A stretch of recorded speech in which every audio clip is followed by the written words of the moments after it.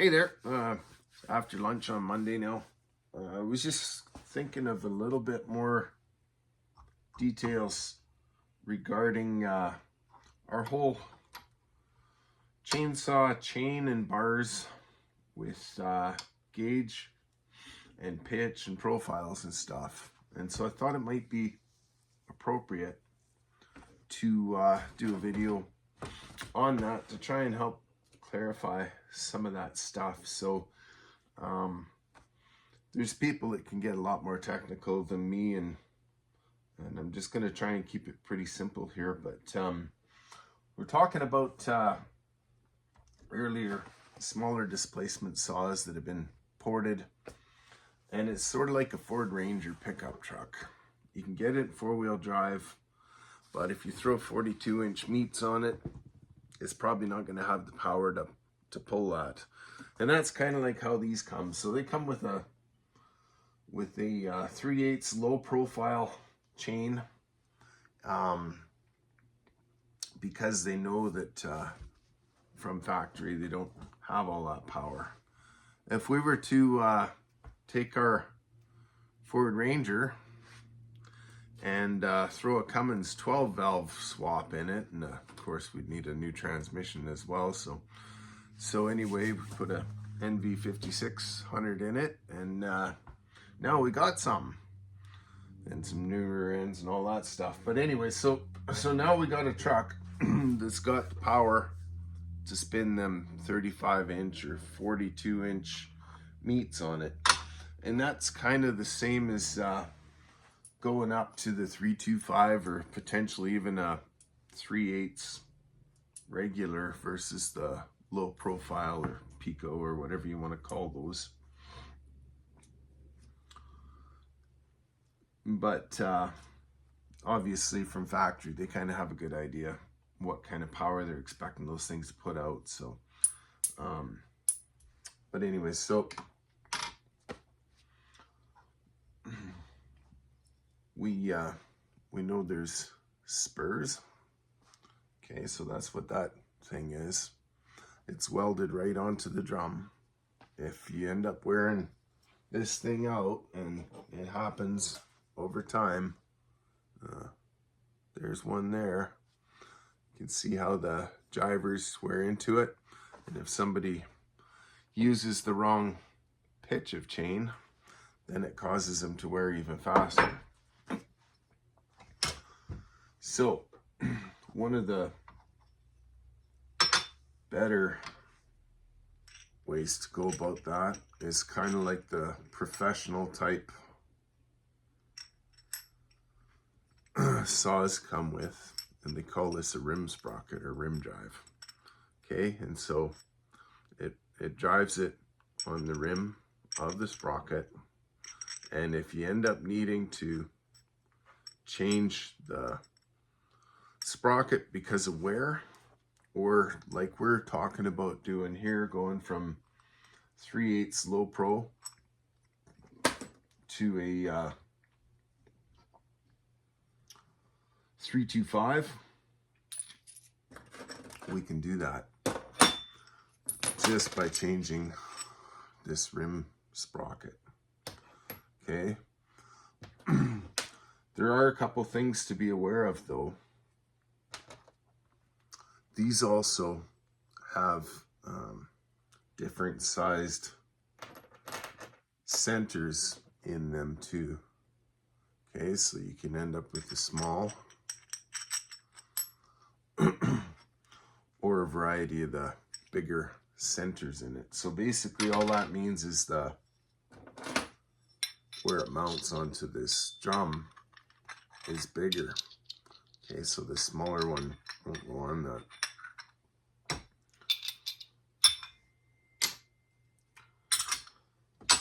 And then this is kind of where it gets a little bit technical. So when we talk about pitch, that's basically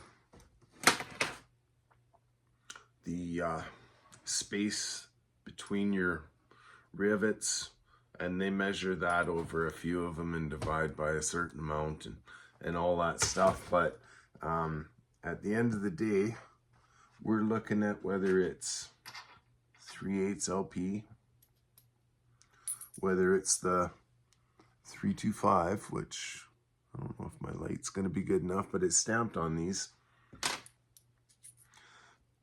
or the 3/8 regulars. Okay, so that's basically how our drivers mesh into this sprocket.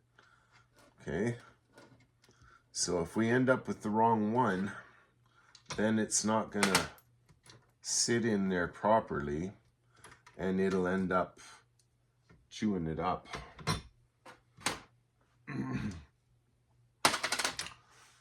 So that's why we need to change those, and that also goes with the tip, because these also engage in the drivers there as well. So if that's not the right pitch, then you'll see where it's trying to stick up because the drivers are actually being pushed up.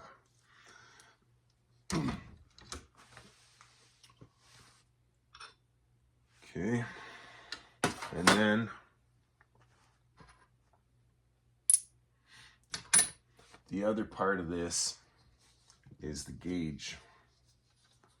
And the gauge is the thickness of this groove, or the thickness of our drivers if we're to measure them with whatever, say a caliper, like this one. So we could turn that on, we could zero it, we could put it into inches, and we can measure that. And then we know basically what that profile is, what it, or I say profile, but mixing that up a little bit, gauge, what gauge that is. And so with some of these, you can get 0.43, 0.50, 0.58, 0.63. All of that is basically this thickness of this groove here, or the thickness of your drivers. Okay, and that's where it can be easy for people to kind of mix that up. Some people think we're talking about how thick the cut or the kerf is, and we're not. We're just talking about this groove that your chain rides in. Okay, so that's our gauge. And I was messing around before I went in for lunch a little bit.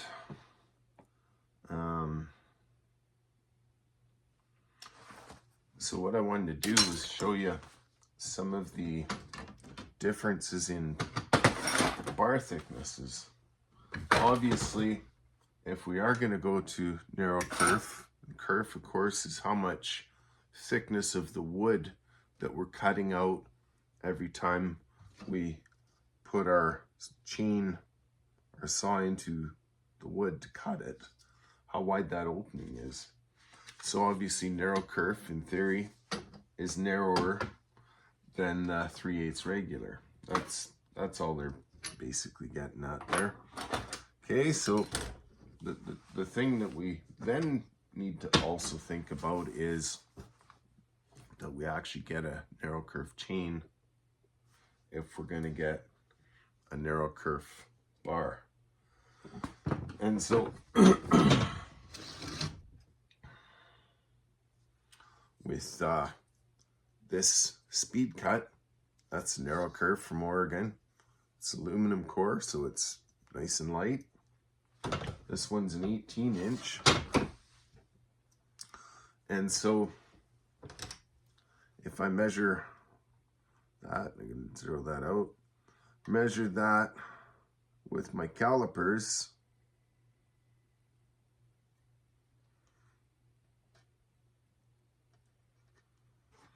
Okay, so I get about 4 millimeters, or about 0.160, 0.145, sorry, inches. Okay, if I look at a steel bar, 20 inch, could run it on a 261. This one's not narrow kerf. So it's right at 0.170, or about just under 4.5 millimeters. Okay, so it's, I think we said over 0.5 millimeter. Yeah, about 3/4, at least over 0.5 millimeter wider than this is. Okay, so that kind of doesn't really seem like a whole bunch at the end of the day, but if you've got a small motor and you're making it take out a lot of wood or a very little amount of wood, that has an impact on whether or not that saw's got enough power to plow through that thing or not. So that's kind of how that works. Like I said, they're trying to keep it kind of simple, but at the end of the day, that's what we've got. So I